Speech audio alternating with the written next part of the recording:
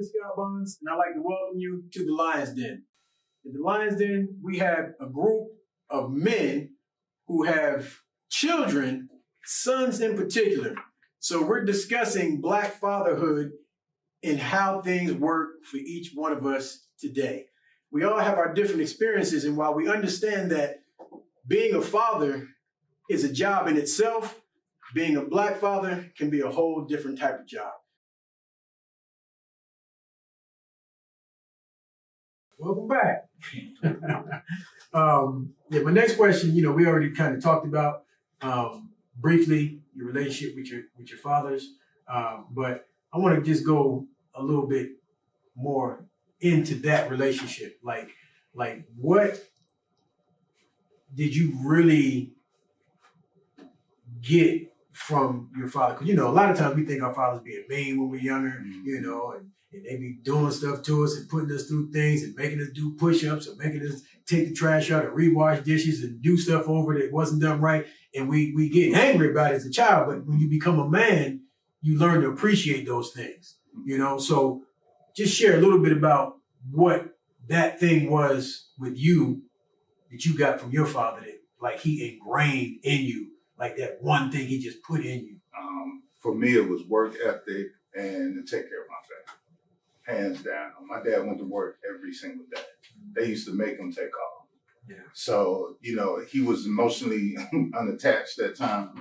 But as far as work ethic, every day he went to work. He was very disciplined. So if I could say any one thing, that's what it would be. Take care of your family and go to work. Yeah, no days off from Pop. Me and this brother got so much in common, man. My dad, even till this day, you gonna work. Ain't nobody gonna give you nothing. Take care of your household. Only take what you need. That's how my daddy was. Straight up and down. That's what he was. So, like I said, my father, Skeet, wasn't that. I remember two things he told me. It's the only thing I remember. He bought me a pair of sneakers and spanked me one time. But this is what I remember. He says, boy, listen. Three things, sorry. Boy, listen. Yes, sir. He said, don't worry about the little girls, sex. He said, because you'll discover one day you can get that one, you can't get nothing else. He was right. That's what he told me. And then he said, don't ever sleep with white women. And don't ever lie unless it'll keep you out of jail. That's what he told me. So I learned from so those are three things you carry with you to this day, huh? That's it. That's what he told me. Right. For me, one of the things that I got from him is a never give up drive. My dad was more of a perfectionist. Like he worked with wood or building cabinets and whatnot. But anything he did, whether it be working on cars or whatever, it had to be perfect. And I think I picked up a lot of that from him. It could be something real minute to somebody else they may not see with the eye, but I want it perfect every time. I think I picked up. I think I picked a common spirit up from him. My dad was real laid back, So You always been real laid back. I keep waiting for you to get excited about something like No, that. About me, but you be like me, you just be laid back. I'm the same way, so I can relate to you, man.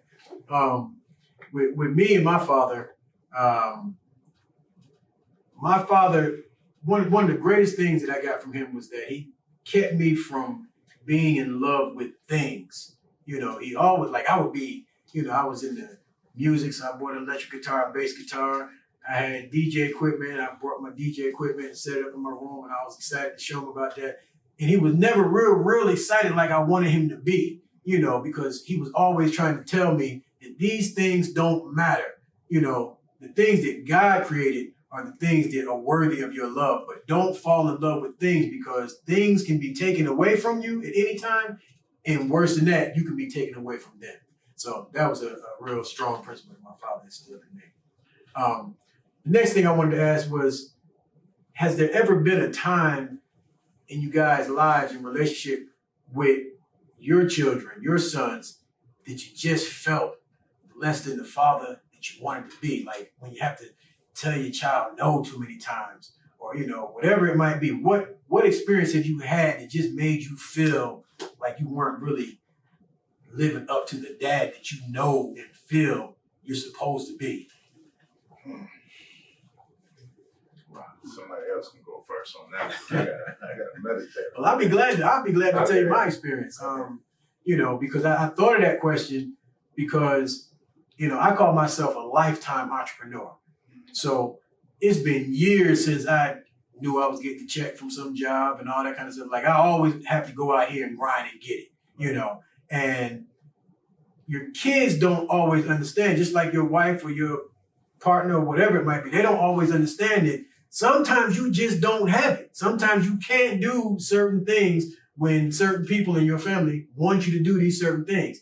And, when you're a real, what I consider to be a real man, in your heart, you want to be able to do everything. You know what I'm saying? And it can hurt when you have to tell your child no. Like my oldest son, he don't ask for a lot. My middle son, Kamari, he always asks for something.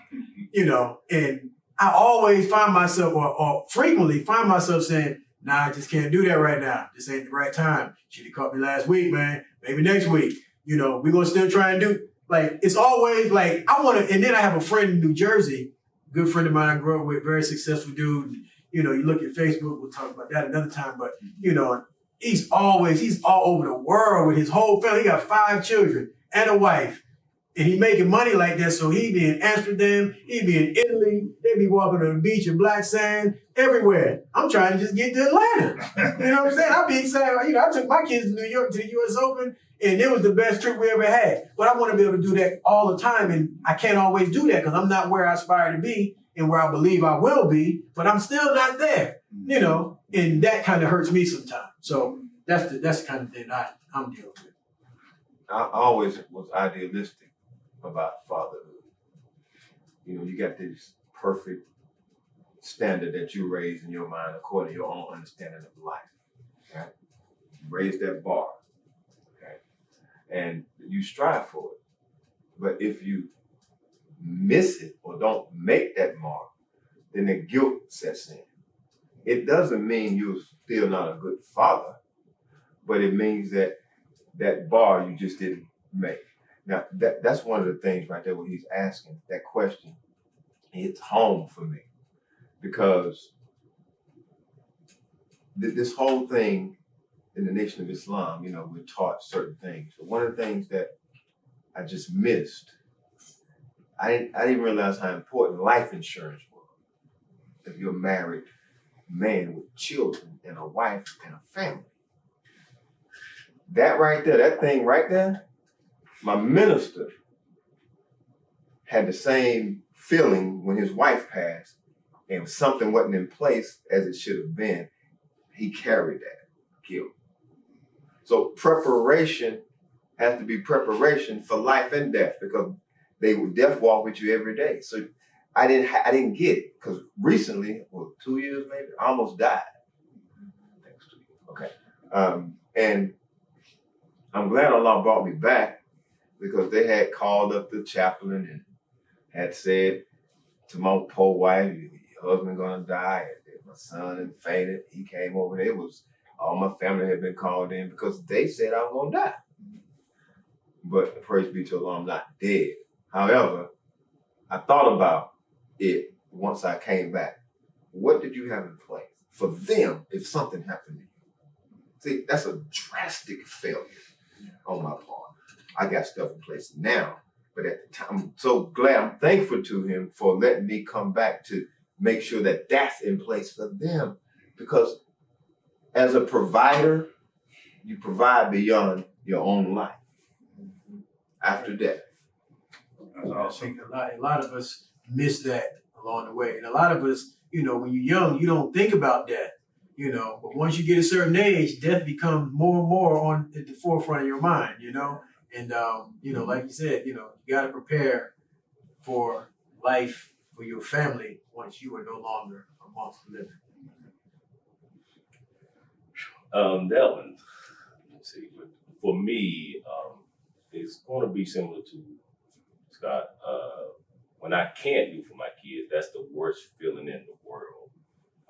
I've been through those situations, but now as I gotten older, I try to prepare, such as you, for the next part, not for just the here and now. I try to think beyond today, what they're going to be. Are they going to be okay? Or my kids, if something happens to me today, or my significant other, or my mom, are they going to be okay? But it's really a true man. It tears him apart when he can't do for his kids. That's what I feel, at least from what I've seen. And I've had those times. I can go into some stories. Like I said, my story's a little different from the panel here. But the mindset changes as you grow as a person. And sometimes as men, it takes us a little bit longer to reach that maturity level. Yeah, that's right. The things I did when I was 20, I wouldn't do now. I hope not. Me neither. The thought process, I mean, Absolutely. I think about every move I make as opposed to just making the move. That's right. Absolutely. But the question is like inadequacy, or what was the question, Scott? Basically, things that you weren't able to do. Yeah, I mean, even if it's something to this day, some people might want to buy their kid a brand new car when they graduate college. Yeah. And That's they always and they be around friends, and their friends be getting cars and stuff. Mm-hmm. And you be like, man, I want to do that, but I just can't, I think for me, there's always material things that I haven't been able to give my son. But that hadn't eaten me up as much as some of the mistakes that I've made financially. Just not, like I said, my dad was pretty basic. He didn't really teach me a lot about money. So I think I let a lot of money slip through my hands. And Scott has been with me for a long time now. I filed bankruptcy at one time and lost my home and had to move my son out of the home that he was born in. And so at those different times, I kind of carried that guilt with me. A feeling like I let them down to a certain degree. And, but I've been able to bounce back. I've been able to buy another home and all of those things. But I think along the way, at different times, you make mistakes, or you're ignorant of certain processes that, you weren't taught about, and you feel like it affects your kids in a negative way. But what I found now, my son is 19, he's in college. I think all of those things help make him who he is too. And they help make us who we are later. So I think the biggest thing is knowing that if our kids have us, more than likely they're going to get all they need. And, I think that's more important than sometimes what we give them. Giving them us is what they need. Right. I can agree with that wholeheartedly. Not saying I don't want to give them stuff. Oh no, You know what I mean? but the things, like I said before, it's not the things, the Yes. physical things that you give them. Yeah. It's what you leave them with in here and in here. Yeah. It matters, So let me give you a brief example. I want to, I know a lot of people ain't into Christmas, but when my son was younger, I was into Christmas and making sure he had toys and gifts and different things. And I was basing it off of my idealistic viewpoint of Christmas. And so one day I was talking to my son, and he was telling me about the best Christmas he had. And I'm thinking, all the stuff that I went through, he was going to come back and tell me about this fantastic Christmas that I created for him. And the best Christmas he had was when his uncle came over and played video games with him. That's all he talking about. Yeah. He played Guitar Hero with him. He played video games with him. I wasn't into video games. And he said that was the best Christmas he ever had.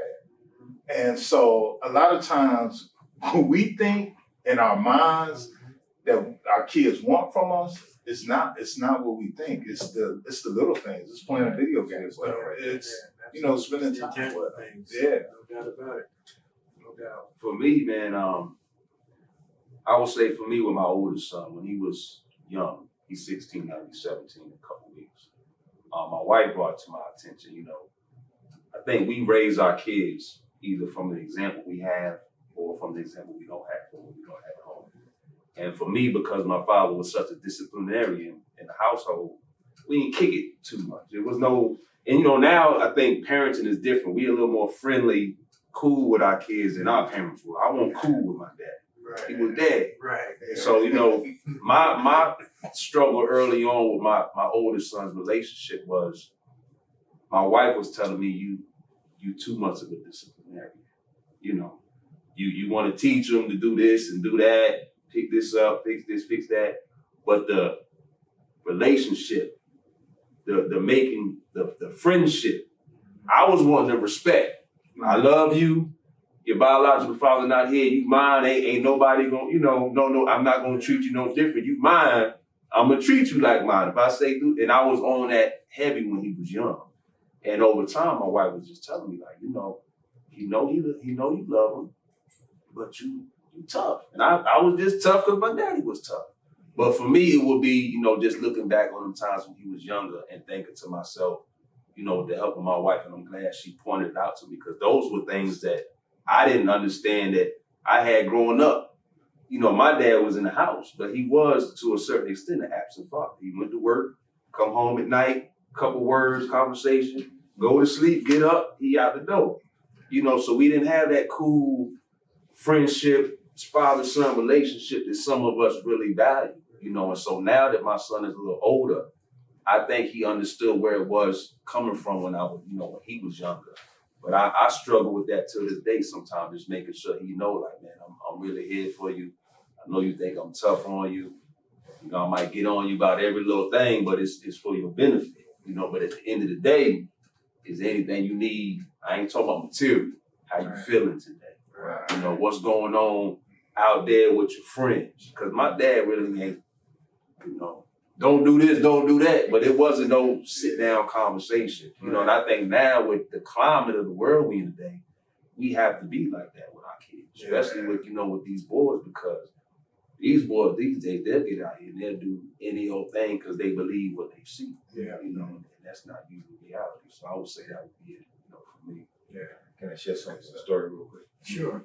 Okay. So I was thinking about this failure in fatherhood, because I don't believe I'm an okay father.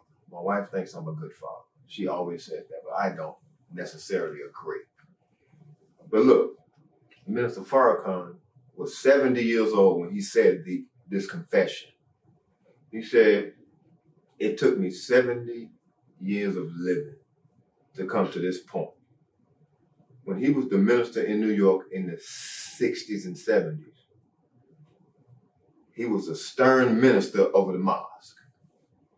And his son, his oldest son, got a girl pregnant in the mosque at the school. And the law says, put him out of the mosque. And Mr. Farrakhan did that, put him out. Years later, come on down the pike of time, his son started using drugs, getting in trouble. If you know about that, got beat up, owing people drug money. And he finally came to the realization that at that time, he said, he needed a father, not a minister. And he started crying, and I started crying, because at a certain point in your development as a father, you'll realize that we've fallen short on so many different things, man. And at a certain point, it'll bring us to a certain realization. That's why I know I'm an okay father. That's how I want to add that. Yeah, that's good stuff. Okay, so the last question that I wanted to deal with today, it's a question that's pretty fresh on my heart. And it's in regards to, I lost my father in April this year, April 18th at 4:20 p.m. He was pronounced dead. It was amazing to me that when I was preparing for this situation today, this is a watch that he gave me, and I looked down, it was 4:15, and it just kind of made me think like he was checking me out. My father always just wanted to know, all right, I'm watching. I want to see what you're going to do here. I want to see how this is going to go. So I felt like that was my sign saying he was checking me out. But you know, when you lose a parent, whether it's a mother or a father, it can be very tough to deal with. Um, Death in general can be tough to deal with, and I've seen people just totally just fall apart.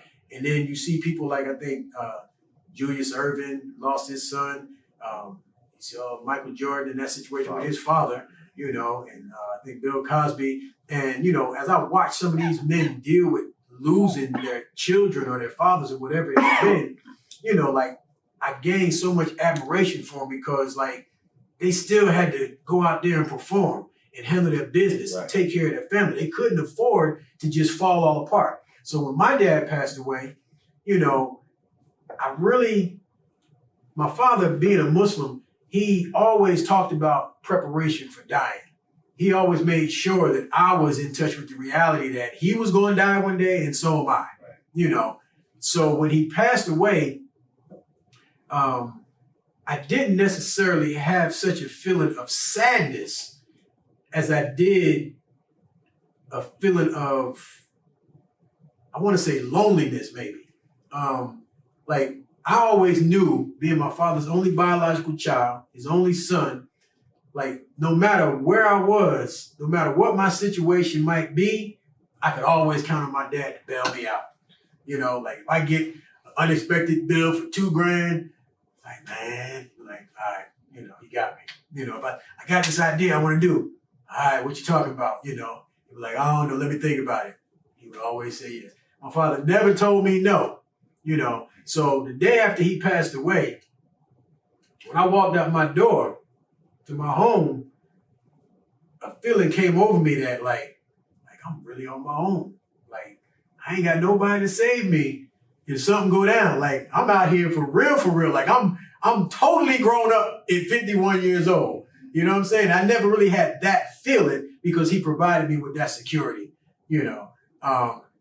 But well, I won't even go into the rest of the stuff dealing with his day, his burial and everything. But you know, for me, it was an amazing experience because I knew that everything that occurred, it was exactly the way my father would have wanted it to be. You know, so I still think of him every day. You know, just yesterday I was eating breakfast with my son, and something came across me, man. I just saw my son look just like me, and I'm sounding like my dad, and like a tear just kind of started coming out the corner of my eye. You know, so I have moments like that often still, you know, because I miss my dad tremendously because he, as I've always told everyone in my life, my father was the most important man in my life.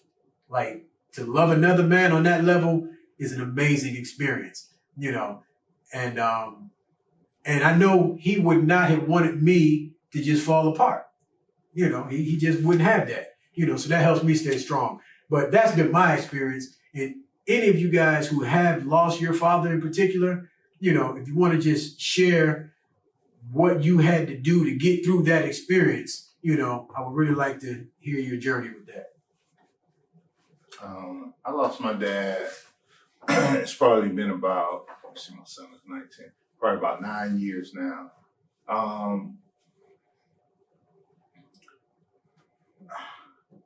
I don't feel as much sadness concerning my dad or anything like that. I feel a sense of loss, but to be honest with you, I think I feel more of a disconnect or a loneliness and a hurt and a disappointment from my mom because my dad, like I said, was emotionally detached. So, you know, he'd be like, how you doing? You know, you tell him the basics about your day or whatever, and then he'll say, let me get Bell South out your pocket or whatever. And that was his way of getting off the phone. Mm-hmm. He was never really connect with me like that. So I don't really have that connection with him. But I will say that when we talked about mothers, I think I feel that loss with my mom more so raising my son than I do with my dad. Because my dad put the work ethic in me, so I had that. But I think the balance that my mom gave, I missed as a man. Mm-hmm. More so than my dad. I know this is about fathers and stuff, but that's been my experience with losing my dad. He was there. He instilled the basics in me. And because of that, I look to him as far as thanks for the work ethic, and that's what keeps me going. But that's been my experience, man. I always wanted a relationship with my father that I never had. He died when he was 52 years old. And he died of a heroin overdose. He had just gotten out of jail, about maybe 3 years. He got a job at the hospital, cleaning up. And he never owned a car, never had any place to stay ever. I still loved him. So when my grandmother passed, he lived in the house. He lived in my grandmother's house, and that's where they found him dead of the heroin overdose. So they contacted me. I was at the mosque at that time, of course, and they told me you got a phone call and your father is dead. Now, I was sad, but for another reason. I was sad because that's my father. But when I went to the funeral, I said, you gotta let me speak. Okay, so you can speak, sir. So what pained me more as I looked at that man is that he, not making any excuses for him, but black men are victims in this America. Victims of the society. And he got sucked into it.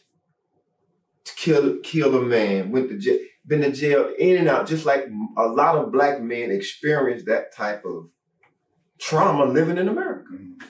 And he was a victim, and that angered me greatly. I'd be angry when I heard a story of Luca Luciano getting, the government let him out of jail to go to Afghanistan, and the heroin trade picked up and he died of a heroin overdose. That's how I think. That's your fault. You're responsible for my father's death. That's what really hurt me. He never got a chance to really be the man that I know he desired to be inside. That's deep. That's deep. Share anything you can pass? For me, my father's death was probably, and it was probably the single most devastating thing that's happened to me. As many of you know, I've said sitting here that my story is a little different from y'all.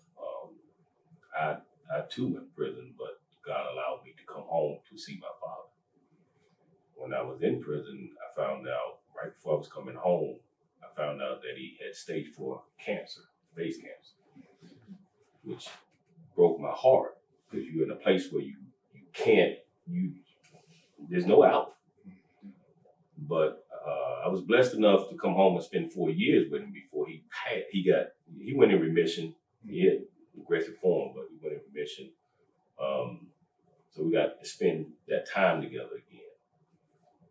But you're still not prepared.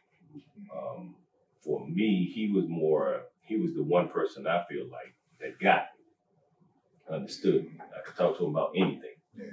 And I do mean anything. So I went through a period of time, at least a year, even with being a business owner, I struggled just going through the motions of life. I struggled as a father, I struggled as a man, and didn't realize what was going on. So I woke up one day and I said I wanted to go talk to somebody. So I chose the route of, I went on and did some research and I found a life coach.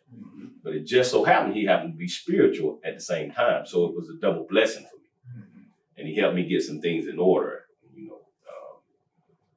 and as you had said before, a lot of times we, as African Americans, choose not to seek counseling of any sort. It was taboo in our community. But I struggled with it. And I consider myself a soldier for real. But so I had to step out there and get that help. And it helped me through. I was neglecting everybody. So Yeah. And, Wow. and, you know, like I said, you know, running into Mike after that long period of time that he speaks of now, you know, I mean, I reached out to Mike a couple of times and, you know, just let him know I was there for him, but, you know, he was in a different place that I couldn't reach. And to run into him in the mall that day, like I said at the beginning of this, it was a big inspiration for this moment right now, because him sharing what he shared with me really brought further to the forefront of my mind how important and healing it can be to talk to somebody. You know, as he said, a life coach, a counselor, a spiritual counselor, a pastor, a minister, whoever it might be, just to be able to talk to somebody is extremely important. So I thank you guys for sharing those stories and all the rest as well. In closing, I want to just say this. You know, I'm a person that likes nature a lot. I watch a lot of National Geographic type stuff. And one day I was sitting in my living room and I was watching National Geographic with my little boy, 4-year-old son, and it was about the lion being the king of the jungle.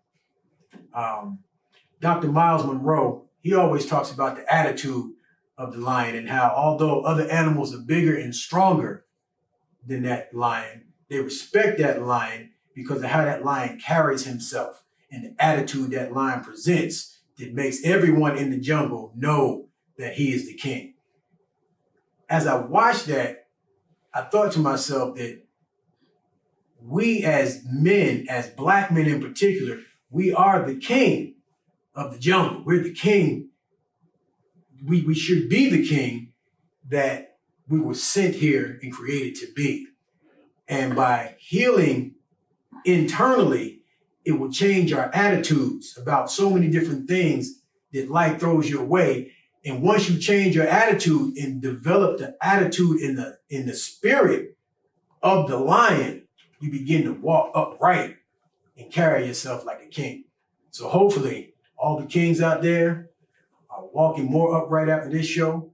And hopefully with each show that we do and each conversation that we have, and the more we allow people into our lives, we'll become more upright and closer to becoming the king of our world that we're supposed to be. Thank you very much. Until next time, peace.